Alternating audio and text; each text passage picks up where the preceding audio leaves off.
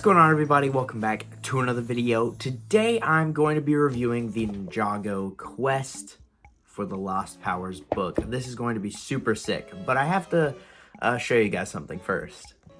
I was given something today, and it is awesome. Ha! Look at this, dude! Shout out to Camden Reviews on YouTube. He is in the channel thing for the channels, other channels in my channel. In my channel, if you go to other channels, you'll see his channel there, Camden Reviews. He is super sick. He got me this today. Thank you so much, dude. This is sick. I'm gonna wear it everywhere now. Also, before the review starts, I just want to say that this is a spoiler review. So I am sorry if you have not read this book. I'm so sorry. But this is a spoiler review, so if you have not read the book or do not want to be spoiled about what is in this book, if you have not read it, just don't watch this video. Don't watch this video. I'm sorry. That's my bad, but yeah. Sorry, it's got a lot of spoilers, this review does. Alright, let's go ahead and get into this review. Alright, Kai's story, the very first one in the book. Super interesting story, to be honest. We learn about Kai and how he's just not doing so great after he lost his powers. He doesn't feel powerful, and he's just, kind of annoyed.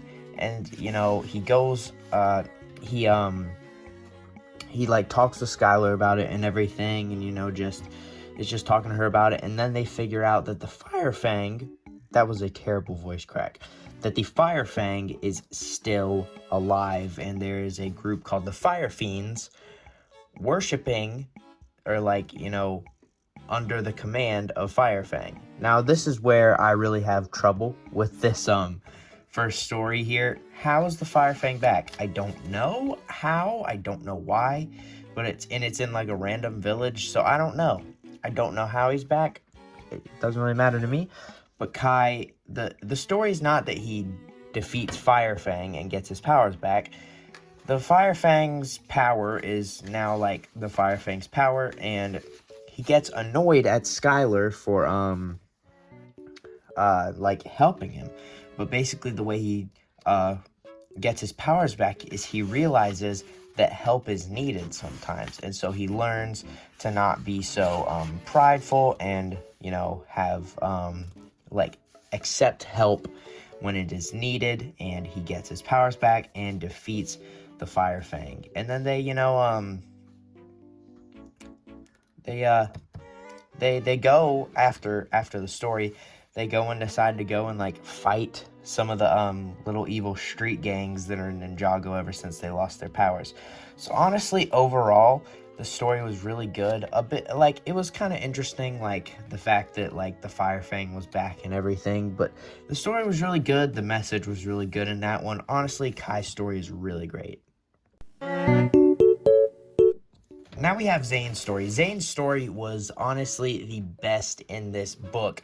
He basically, Pixel helps him go back into his memory banks and just figure out about his past and things that he forgot or refuses to remember and stuff like that.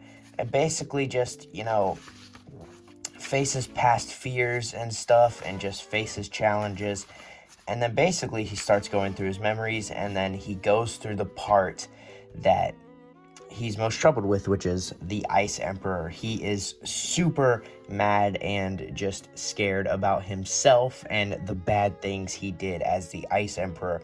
And basically he goes through all these memories and all these things and all these thoughts, and ends up getting his power back because he learns to forgive himself, which is a super cool memory, in my opinion.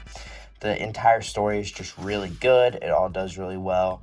His power's back and everything. It looks sick. It's a super awesome story, and I love the way it turned out and everything. A really nostalgic story, a really good one, and a really good one in my opinion.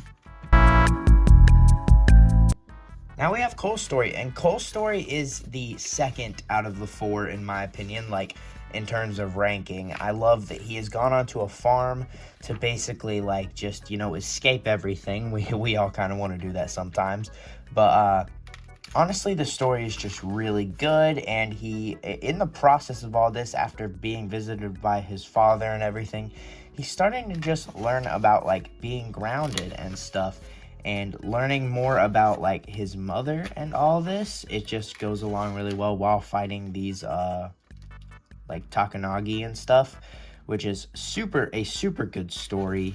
They end up, like, fighting against Takanagi and defeating him, which it all ended up being really good.